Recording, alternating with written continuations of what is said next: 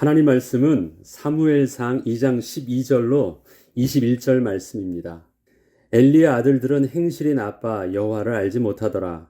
그 제사장들이 백성에게 행하는 관습은 이러하니 곧 어떤 사람이 제사를 드리고 그 고기를 삶을 때 제사장의 사환이 손에 새 살 갈고리를 가지고 와서 그것으로 냄비에나 솥에나 큰 솥에나 가마에 찔러 넣어 갈고리에 걸려 나오는 것은 제사장이 자기 것으로 가지되 실로에서 그곳에 온 모든 이스라엘 사람에게 이같이 할 뿐 아니라 기름을 태우기 전에도 제사장의 사환이 와서 제사 드리는 사람에게 이르기를 제사장에게 구워드릴 고기를 내라. 그가 내게 삶은 고기를 원하지 아니하고 날 것을 원하신다 하다가 그 사람이 이르기를 반드시 먼저 기름을 태운 후에 내 마음에 원하는 대로 가지라 하면 그가 말하기를 아니라 지금 내게 내라. 그렇지 아니하면 내가 억지로 빼앗으리라 하였으니 이 소년들의 죄가 여호와 앞에 심히 크면 그들이 여호와의 제사를 멸시함이었더라.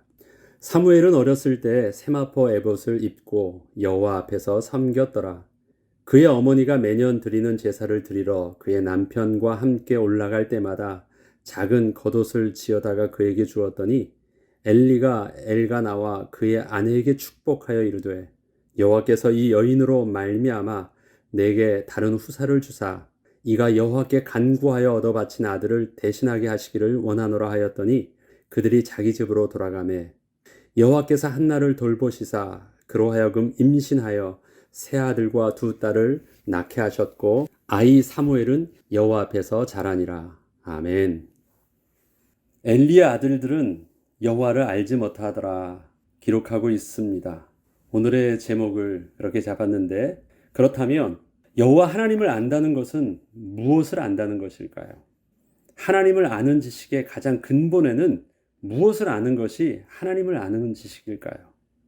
엘리의 두 아들 홈니와 비느하스는 여호와를 알지 못하여 여호와 앞에서 악행을 일삼았다고 성경은 기록하고 있습니다.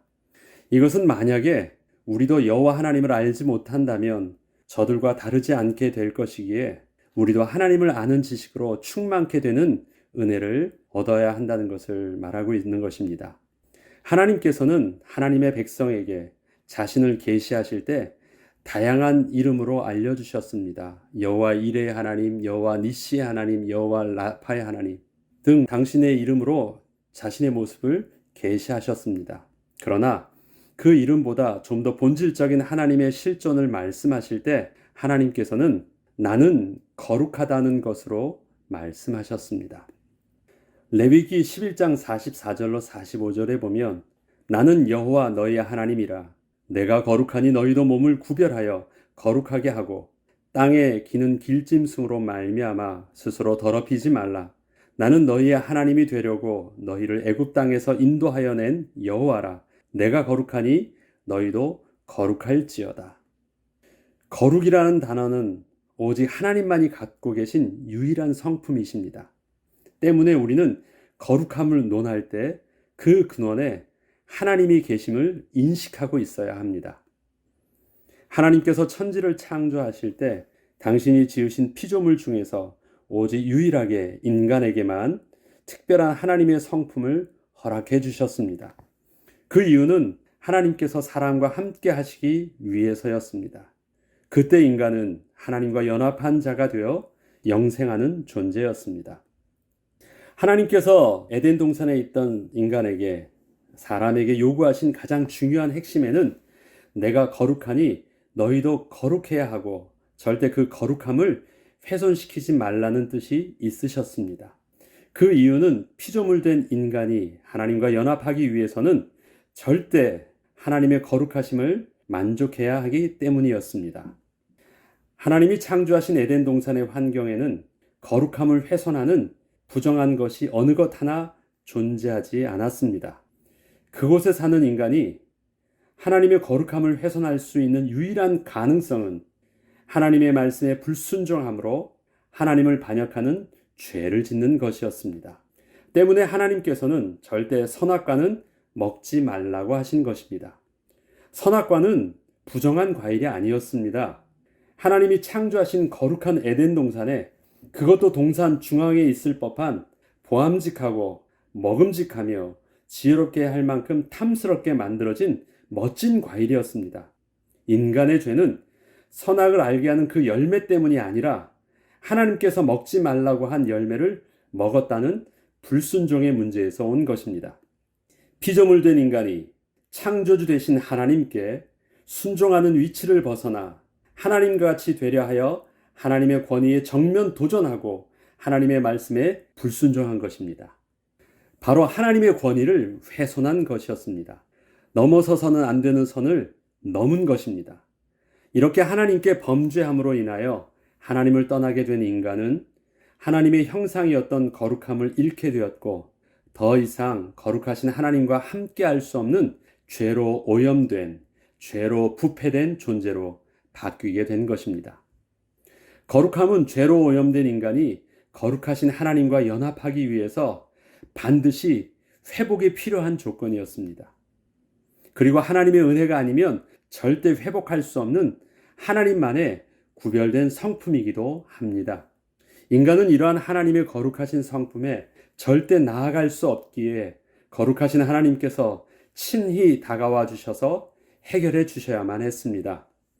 하나님의 백성된 이스라엘은 제사, 율법, 제사장, 성막 제도 등 하나님이 명령하신 것들을 바로 거룩하신 하나님이 다시 그 사랑하시는 백성과 함께 하시기 위해 하나님께서 제정하여 주신 은혜의 방편이었음을 깨달아야만 했습니다. 이것은 하나님을 안다는 것이 하나님이 주신 율법을 잘 알고 있다는 것이 아니며 하나님의 명령하신 제사를 잘 드린다는 것을 의미하지 않는다는 것을 저들이 잊지 않는 것이었습니다. 그것은 거룩하신 하나님의 성품 앞에 설 수 없다면 이 모든 것이 아무런 소용이 없는 것이었기 때문입니다. 형식적인 제사, 형식적인 제도는 아무런 의미가 없다라는 것입니다. 그렇다면 죄인된 인간이 어떻게 하나님의 거룩하심을 만족시킬 수 있을까요? 만약에 이스라엘 백성이 이러한 질문을 겸손히 하나님께 할 수 있었다면 하나님께서는 은혜의 방편으로 주셨던 제사와 율법, 제사장, 성막 등의 축복 등을 저들이 제대로 깨닫게 하여 주셨을 것이고 또한 하나님의 말씀대로 순종할 수 있도록 은혜를 베풀어 주셨을 것입니다. 그렇다면 오늘 본문을 다시 읽어보겠습니다. 사무엘상 2장 12절과 17절을 보면 엘리의 아들들은 행실이 나빠 여호와를 알지 못하더라. 이 소년들의 죄가 여호와 앞에 심히 크면 그들이 여호와의 제사를 멸시함이었더라. 엘리의 아들들의 악행을 도덕적이고 법적인 기준에서 다루기 전에 먼저 보아야 할 것이 있습니다. 그것은 저들이 하나님의 거룩하심을 전혀 인식하지 못하고 하나님의 제사에 이방 종교의 부정한 방법을 뒤섞어서 하나님의 거룩하심을 완전히 훼손시키는 결과를 낳아 하나님의 백성이 절대 하나님과 연합할 수 없도록 하는 그 심각한 영적인 죄를 지었을 뿐 아니라 또 이스라엘 백성들이 짓도록 하게 한 것이었습니다. 저들이 하나님의 전에서 행하고 있던 그 행실들은 당시 이방 종교의 신전에서는 다들 그렇게 통용하고 있던 모습이었기에 저들도 자신들이 그렇게 특별한 잘못을 하고 있다고는 생각을 하지 못하고 있었습니다.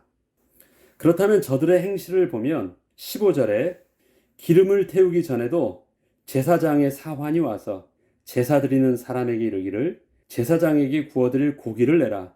그가 내게 삶은 고기를 원하지 아니하고 날 것을 원하신다 하다가 저는 여러 부분 중에 이 한 부분만을 대표적으로 읽었습니다만 이것을 하나님께서 레위인에게 명하셨던 또 제사와 제사장의 자기 관리 모습은 어떻게 해야 되는지 레위기 6장 25절로 29절을 길지만 우리가 한번 같이 읽어보면서 확인해 보겠습니다. 아론과 그의 아들들에게 말하여 이르라. 속죄제의 규례는 이러하니라. 속죄제 제물은 지극히 거룩하니 여호와 앞 번제물을 잡는 곳에서 그 속죄제 제물을 잡을 것이요 죄를 위하여 제사 드리는 제사장이 그것을 먹되 곧 회막들 거룩한 곳에서 먹을 것이며 그 고기에 접촉하는 모든 자는 거룩할 것이며 그 피가 어떤 옷에든지 묻었으면 묻은 그것을 거룩한 곳에서 빨 것이요 제사장인 남자는 모두 그것을 먹을지니 그것은 지극히 거룩하니라. 그 제물은 제사장이 사환이 건드릴 수 있는 것도 아니었습니다. 아무거나 함부로 음식을 먹을 수 있는 것도 아니었습니다.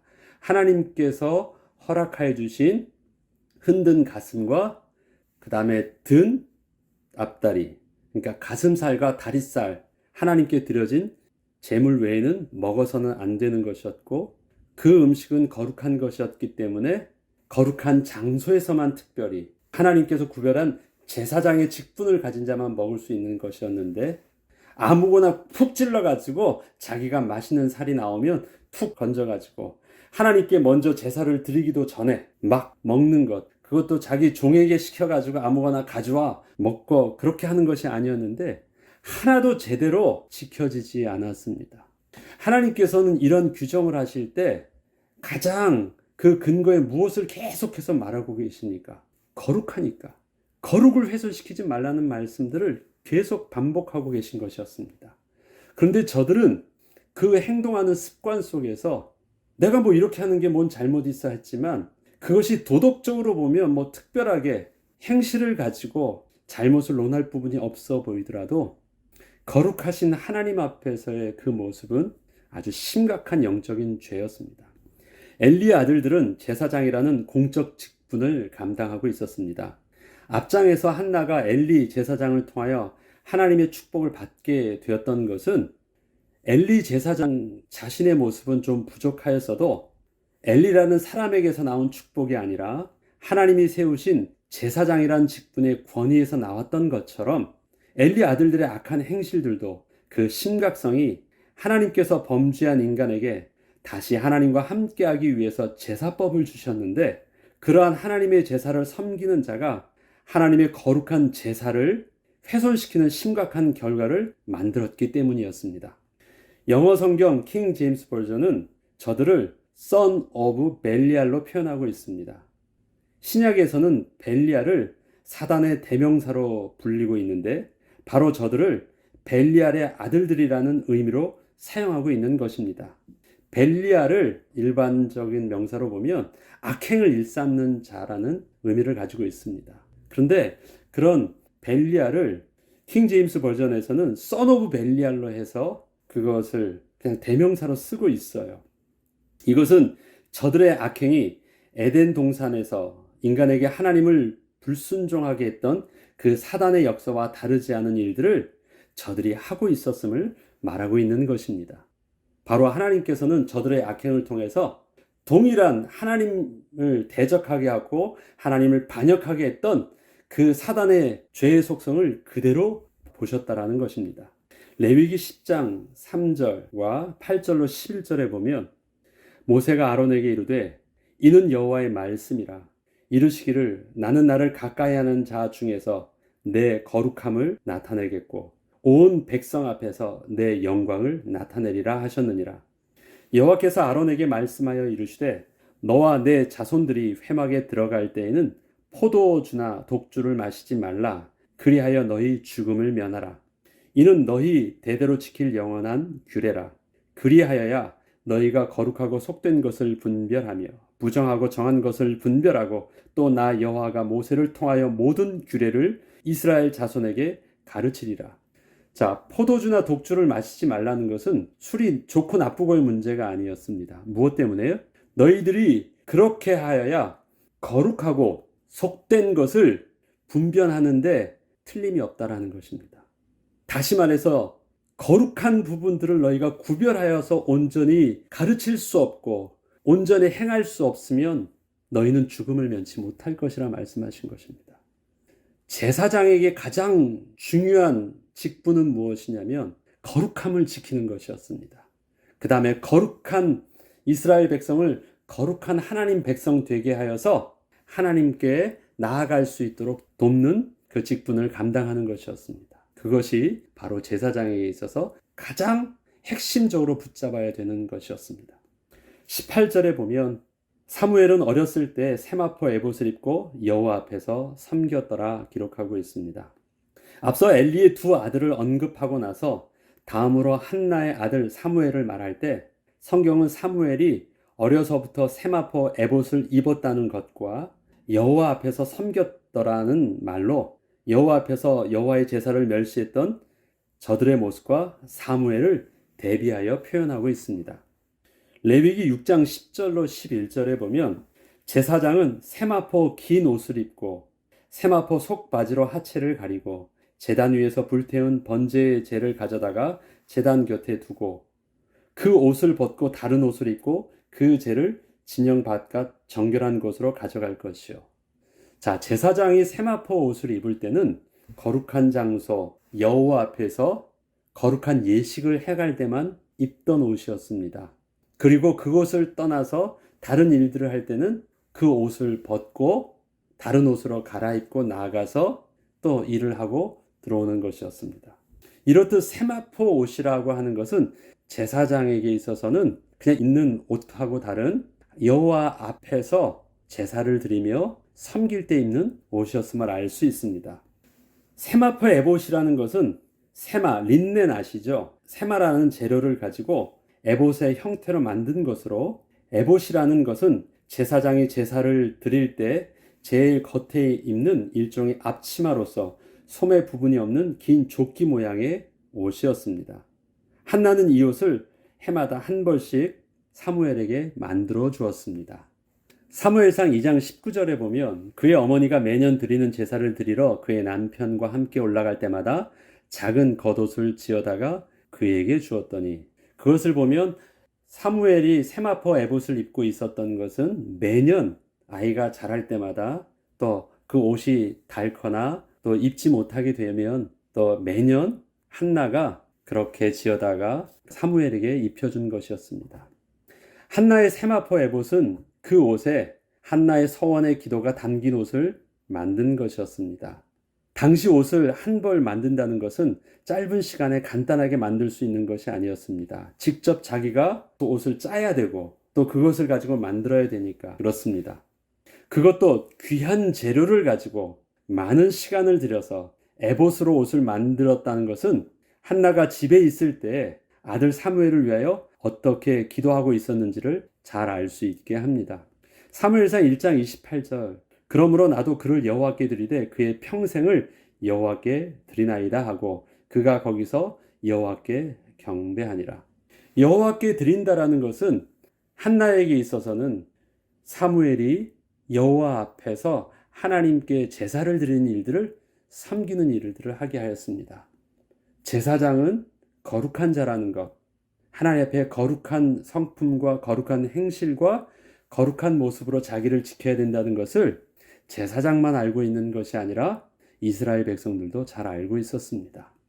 그러하기에 그가 특별히 아들이 입을 그냥 옷을 지어준 것이 아니라 특별히 세마를 가지고 세마포 에봇을 만들어 주었다라는 것은 그에게 있어서는 자기가 아들 사무엘을 낳기 전부터 하나님 앞에 서원하였던 그 기도대로 아들이 그렇게 되어지도록 계속해서 기도하고 있었음을 말하는 것입니다.